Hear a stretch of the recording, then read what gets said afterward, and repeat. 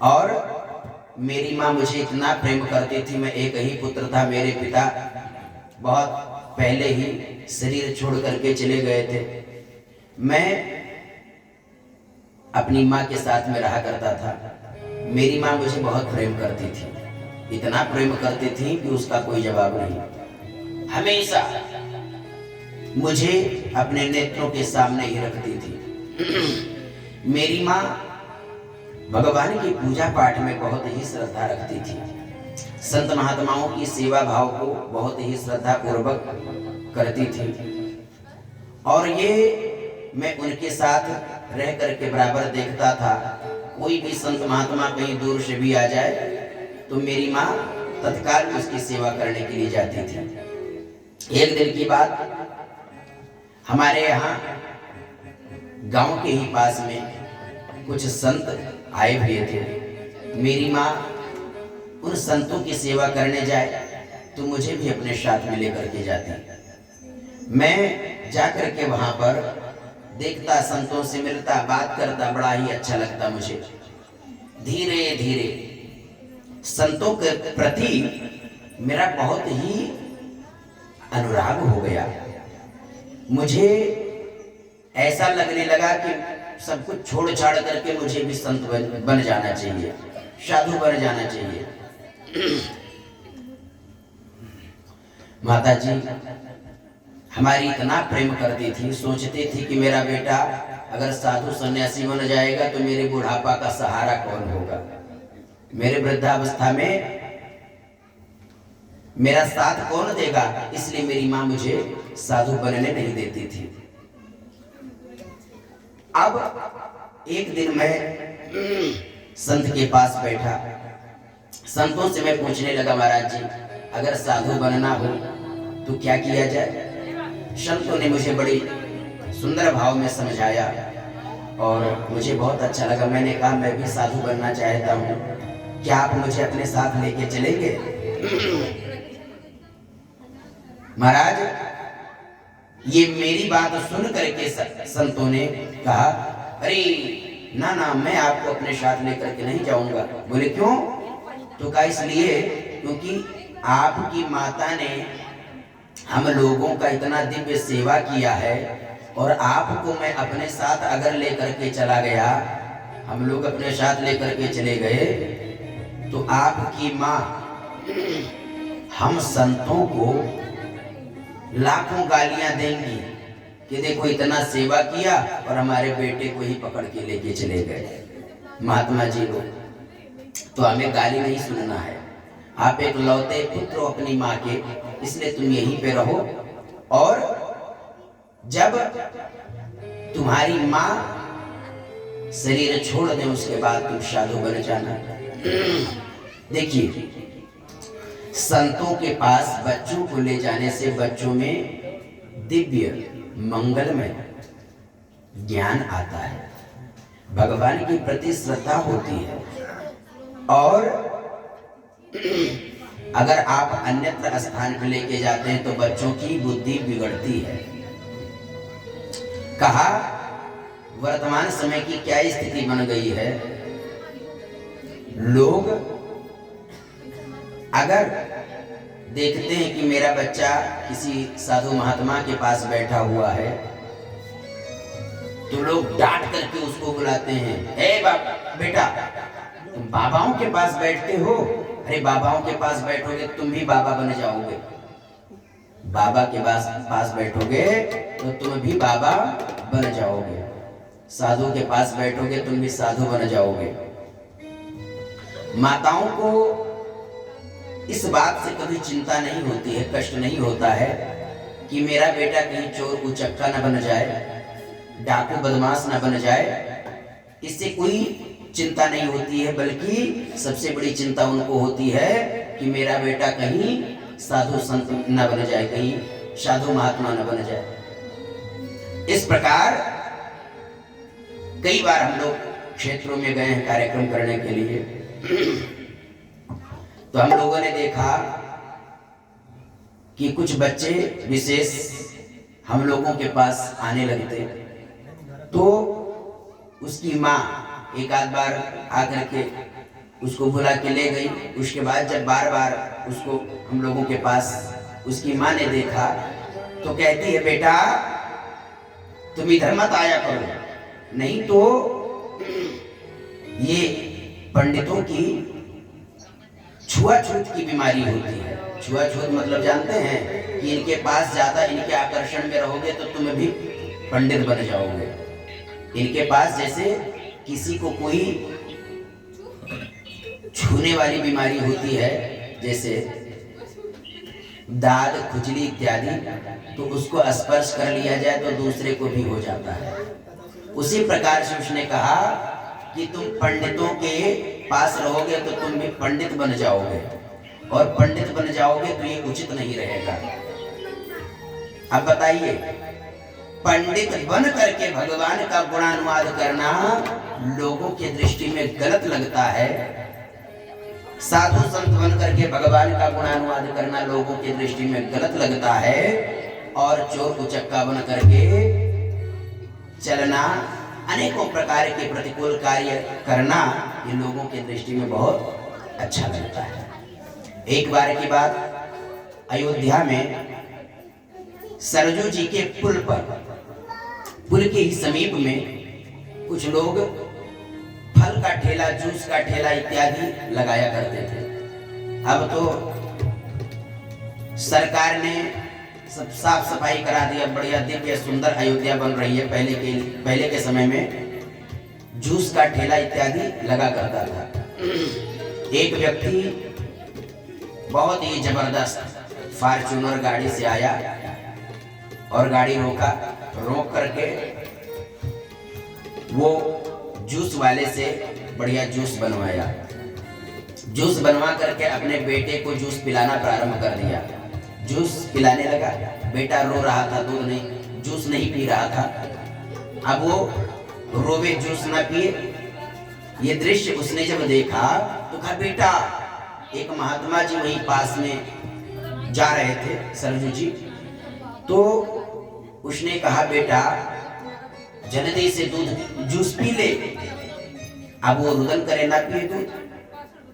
अब उस व्यक्ति ने महात्मा जी को आवाज दिया, कहा, महाराज जी, महाराज जी सोचे कि होगा कोई मेरे संपर्क का, जान पहचान का हो सकता है, मैं ना पहचानता हूँ और ये मुझे पहचानता हूँ, इसलिए महात्मा जी रुक गए।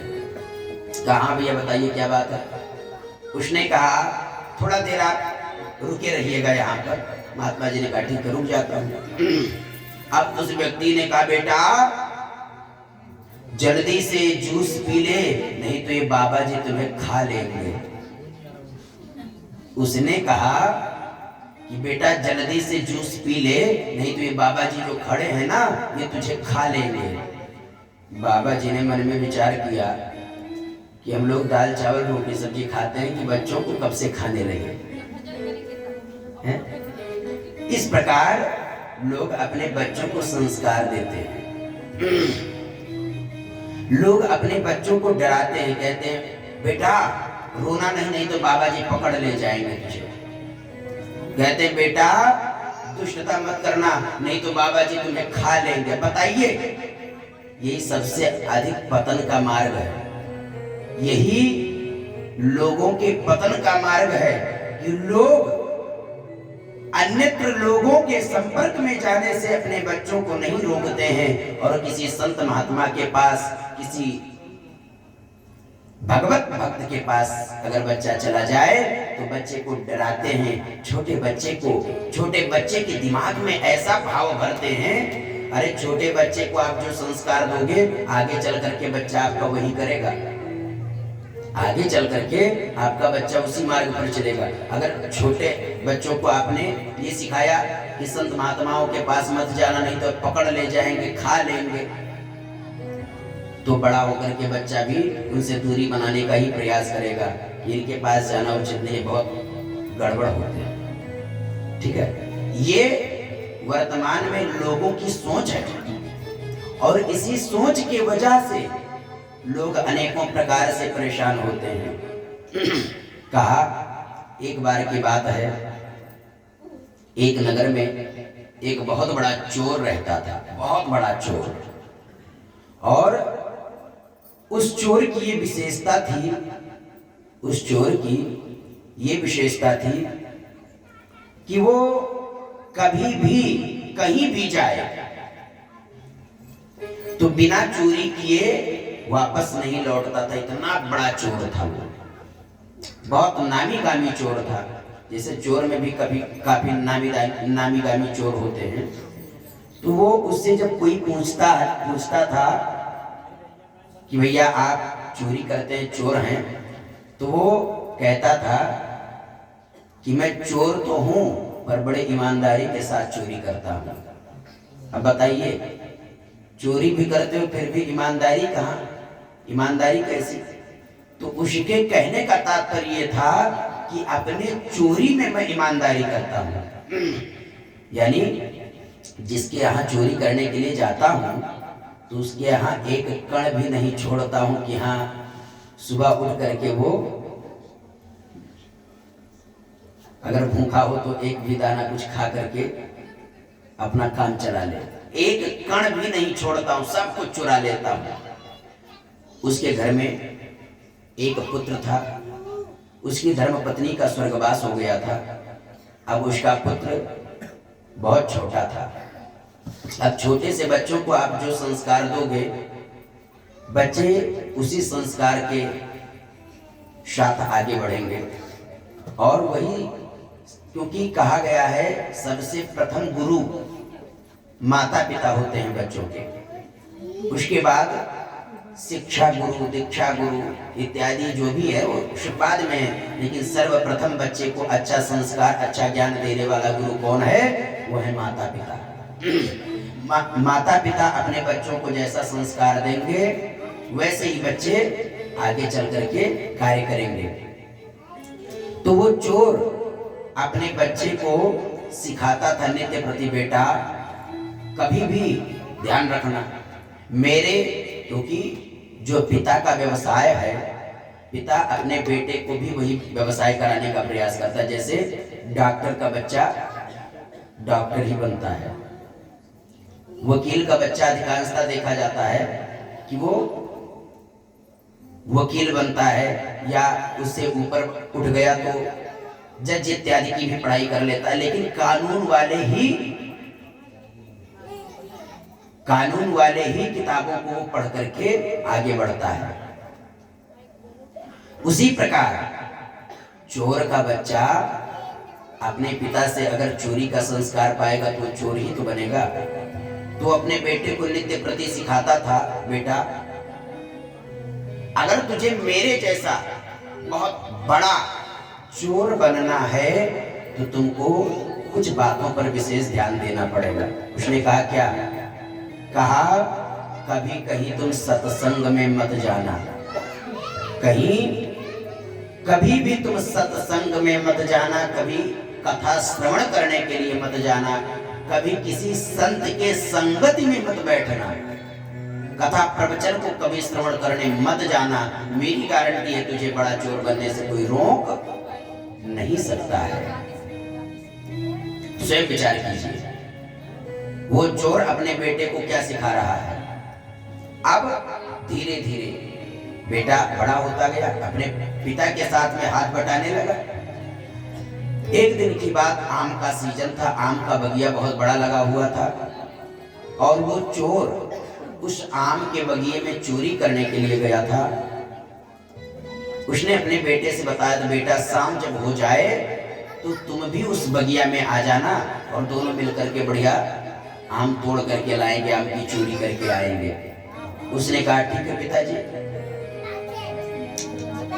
अब वो चोर का बेटा जो था वो अपने घर से चला। जब शाम हुआ, सूर्य अस्त हो गए, उसके बाद वो अपने घर से चला कि यहाँ पैदल ही जाना है तो काफी समय लगेगा चलने में, नंगे पांव था, दौड़ते हुए जा रहा था वो। उसने देखा कि इसी प्रकार से एक जगह पांडाल लगा हुआ था, भगवान की कथा चल रही थी। इसी प्रकार पांडाल लगा था, भगवान की कथा चल रही थी। उसने जैसे ही देखा तो सोचने लगा, उसको याद आ गई अपने पिता की बात कि पिताजी ने तो मुझे मना किया था कि कभी किसी कथा प्रवचन सत्संग इत्यादि में मत जाना, और यहाँ पे तो कथा हो रही है। अभी मैं अगर इस मार्ग से गया तो मुझे भी कथा श्रवण करना पड़ेगा, मेरे कानों में कथा का शब्द पड़ जाएगा, मेरे कानों में कथा का शब्द पड़ जाएगा। इसलिए अब वो क्या करे, कथा का पांडाल देखा तो पहले ही रुक गया कि मेरे कानों में कथा का कोई शब्द ना पड़े। अब सोचने लगा कैसे मैं जाऊं, मुझे जाना इसी रास्ते से, कोई दूसरा रास्ता है नहीं, जाना पड़ेगा इसी मार्ग से, कैसे जाऊं, क्या करूं। उसके दिमाग में आया बात कि मैं अपने दोनों कानों में अंगुली लगा लूं, दोनों कानों में अंगुली लगा करके जाऊं, और दोनों कानों में अंगुली लगा करके जब जाऊंगा तो मेरे कानों में कथा का कोई शब्द पड़ेगा नहीं। इसलिए मेरे पिता का वचन भी पूर्ण हो जाएगा और मैं इस मार्ग से चला भी जाऊंगा। तो इस प्रकार जब वो चोर का बेटा कथा पांडाल के सामने से अपने दोनों कानों में अंगुली लगा करके दौड़ के जाने लगा कि कानों में अंगुली लगा करके दौड़ करके मैं पहुंच जाऊंगा, तो भगवान की कृपा देखिए, जिसे कहा गया है जिस पर कृपा राम की हो जाए उसका हर प्रकार से कल्याण होता है। वो पिता अपने बेटे को गलत संस्कार देकर के बिगाड़ना चाहता था, पर भगवान की कृपा देखिए ऐसी हुई कि वो बालक जैसे उस कथा पांडाल के सामने पहुंचा, वो बालक कथा पांडाल के सामने पहुंचा तो उसके पैर में एक कांटा गड़ गया। एक कांटा आप लोग समझते हैं ना, कांटा समझते हैं, जैसे हर जगह की अलग अलग भाषाएं होती हैं तो लोग अलग अलग शब्द में समझते हैं। तो कहा एक बड़ा कांटा उसके पैर में गड़ गया। जैसे ही कांटा लगा, अब क्या करे, कांटा गड़ने के बाद पैर में यदि कांटा गड़ जाए तो इंसान ना तो एक भी कदम पीछे रख पाएगा और ना ही आगे रख पाएगा जब तक कांटा ना निकाला जाए तब तक। अब वो क्या करे, दोनों हाथ उसका कानों में लगा हुआ है, फंसा हुआ है, पैर में कांटा गड़ गया। अब वो बेचारा कैसे जाए अपने पिता के पास तक, और उसको देर हो रहा था अपने पिता के पास पहुंचने में, क्या करे, परेशान हो गया।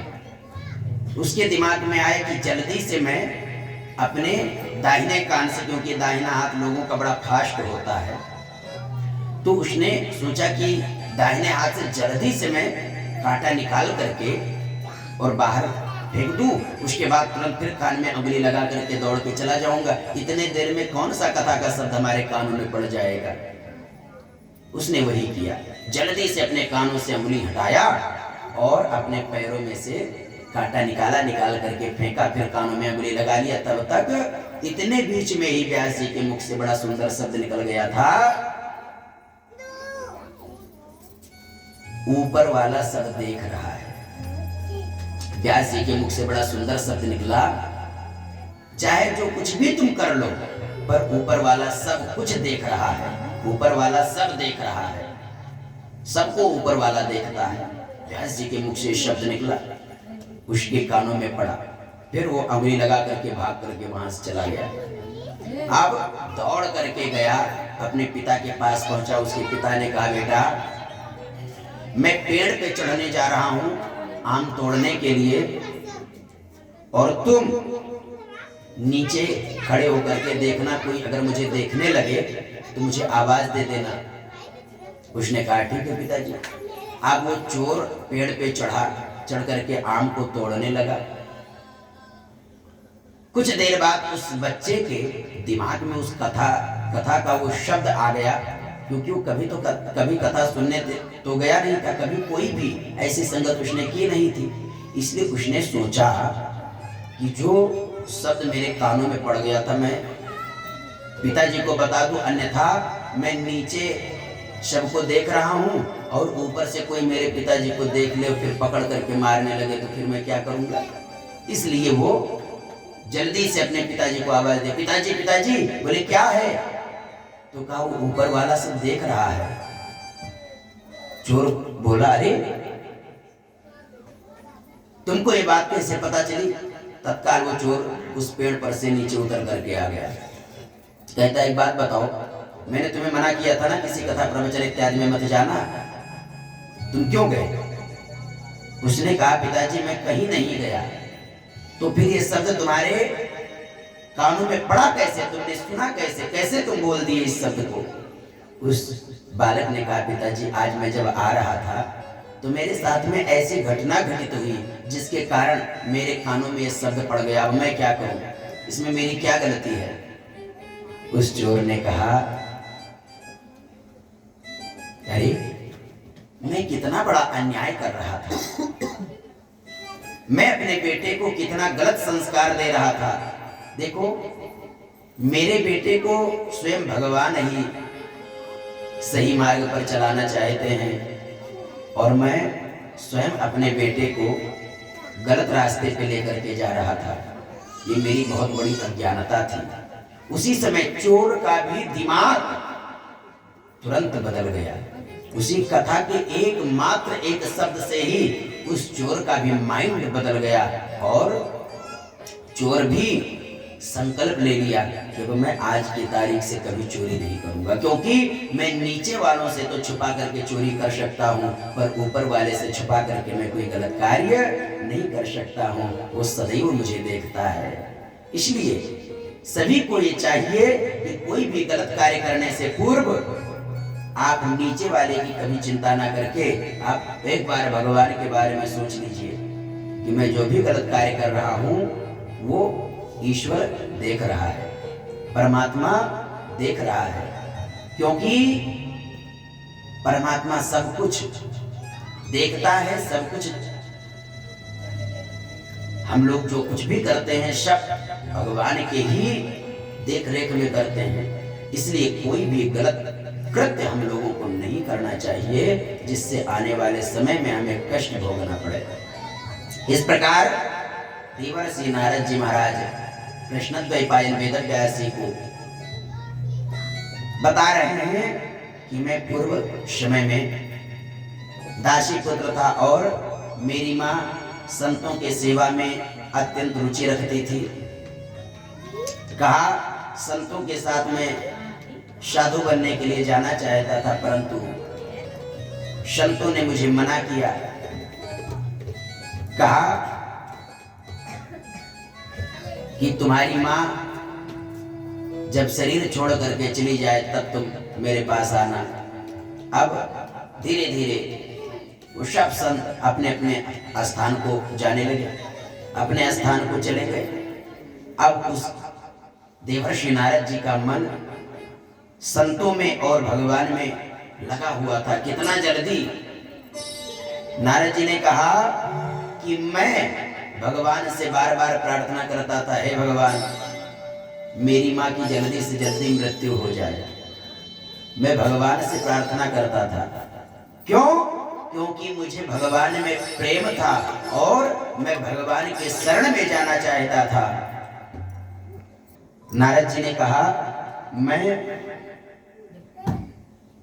संतों के साथ में जाना चाहता था पर जाने के लिए परमिशन नहीं मिला। इसलिए बार बार नारद जी अपने माँ को जल्दी से समाप्त हो जाएं इसकी भगवान से प्रार्थना करते थे। नारद जी की माता जी को पता चला कि मेरा बेटा तो अब वैराग्य में रुचि रखने लगा है, इसलिए जल्दी से सोचने लगी कि मेरे बेटे का विवाह हो जाए, विवाह कर दूं और जब मेरे बेटे का विवाह हो जाएगा तो ये मोह माया में फंस जाएगा, परिवार के चक्कर में फंस जाएगा, फिर ये घर छोड़कर कहीं नहीं जाएगा, वैराग्य में नहीं जाएगा, इसको यहीं रहना पड़ेगा। माता जी इधर उधर विवाह के लिए चर्चा कर रही थी। तब तक नारद जी भगवान से प्रार्थना करते थे। एक दिन की बात, माता देवर्षि नारद जी की माता जी वन में लकड़ी बीनने के लिए गई थी और वहीं पे एक सर्प ने काटा और देवर्षि नारद जी के माता जी का मृत्यु हो गया। देवर्षि नारद जी जैसे ही समाचार पाए कि हाँ मृत्यु हो गया, सो मन में तो बड़े प्रसन्न हुए, पर समाज के देखने में ऊपर से रोने का नाटक करने लगे। देवर्षि नारद जी रुदन करके पूर्ण रूप से जो भी अंतिम संस्कार का प्रक्रिया होता है सब कुछ संपन्न किया। संपन्न करने के बाद देवर्षि नारद जी महाराज जिस मार्ग से वो संत सब गए थे उसी मार्ग पर चल दिए और चलते चलते चलते चलते काफी दूर निकल गए, परंतु उन संतों का कहीं भी दर्शन नारद जी को नहीं हुआ। नारद जी परेशान कि अब क्या करूं, कहीं किसी संत का मुझे दर्शन नहीं हो रहा है। नारद जी काफी दूर निकल जाने के बाद एक स्थान पर बैठ करके भगवान का चिंतन करने लगे। हे प्रभु मुझे मिल जाओ, कोई मुझे मार्ग दिखाने वाला नहीं दिख रहा है, क्या करूं मैं। भगवान की एक सुंदर झांकी देवर्षि नारद जी के सामने प्रस्तुत हुई। उस झांकी को देख करके, क्योंकि भगवान ने सोचा इतना परेशान हो रहा है ये बालक, अगर मैं अपनी झांकी इनको नहीं दिखाऊंगा, अगर मैं अपने स्वरूप का इसे भान नहीं कराऊंगा, हो सकता है इसका मन बदल जाए, ये फिर घर लौट जाए वापस, इसलिए इसको थोड़ा सा चस्का देना चाहिए। तो भगवान ने थोड़ा सा अपने दिव्य स्वरूप का दर्शन कराया। सो देवर्षि नारद जी के नेत्रों में वह स्वरूप बस गया और उसी स्वरूप के खोज में देवर्षि नारद जी घोर तप करने लगे। अनेकों प्रकार से तप किया। कहा मैंने इतना खोजने का प्रयास किया भगवान को, पर भगवान कहीं भी मुझे दिखाई न पड़े, अब मैं क्या करूं। बताया अनेकों प्रकार से मैंने कोशिश किया, फिर भी भगवान मुझे दिखाई नहीं पड़ते। अब मैं वहीं घूमता हुआ, इधर उधर भ्रमण करता हुआ, गोविंद का गुणानुवाद करता हुआ इधर उधर भ्रमण कर रहा था। कहा देवदत्तामिमां वीणां स्वर ब्रह्म विभूषिता मूर्छयित्वा हरिकथा गायमानश्चराम्यहम्।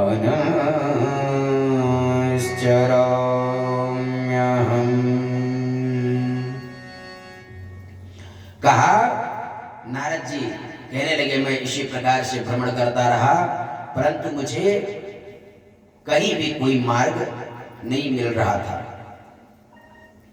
अब क्या करूं। कहा प्रदेश